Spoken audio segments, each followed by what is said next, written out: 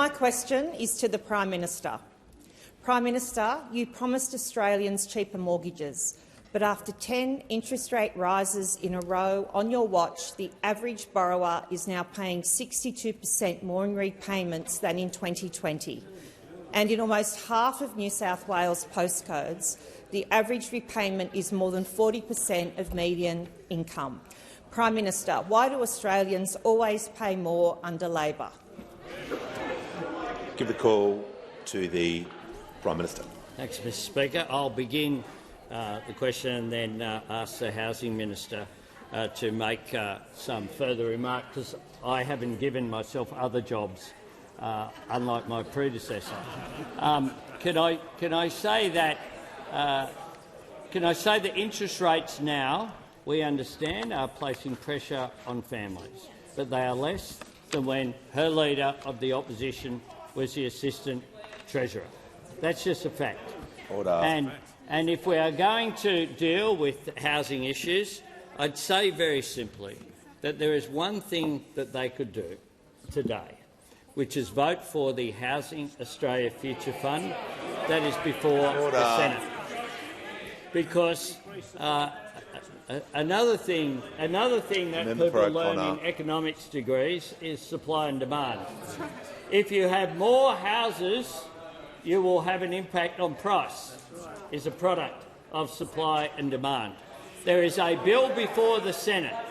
There is a bill before the Senate right now that will lead to 30,000 additional social and affordable homes being built for people in need in this country. Those opposite will have no credibility. Whether it's those opposite here or the Greens political party will have no credibility on housing issues while they stand in the way of the Housing Australia Future Fund. And I see if the Minister wishes to add to the end. Call to the Minister for Housing, Home Assistance and Small Business.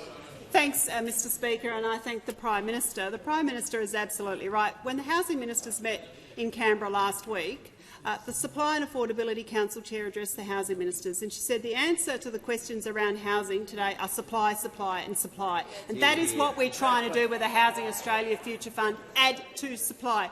It is part of our broad spectrum of housing policies that include, of course, that National Housing Accord, that include the $575 million that we have already unlocked, that has got houses being built on the ground today for Australians.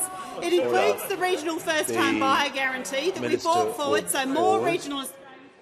The Minister will pause. The Minister for Cyber Security and Home Affairs will cease interjecting. The Manager of Opposition Business on a point of order. Yeah, well, Mr Speaker, on relevance, the question was about the interest being paid by people buying housing in the private housing market. An answer about supply through the Housing Council has nothing to say about the prices that people are paying today on their mortgage. The Minister should be directed back to the question. I'll listen carefully to the Minister. She was talking about housing supply and I'll make sure she links that to the question regarding the price of the issue of interest rates, but I'll give her the calls. It is relevant, but I'll give her the call. I'll listen carefully to what she's saying. Thanks, Mr Speaker. I'd say to the member opposite, the issue here in Australia is that we do have a supply issue. We have less homes per 1,000 people in Australia than the OECD average, and that has been going on for a long period of time, which is why we need to build more, which is what the National Housing Accord is about.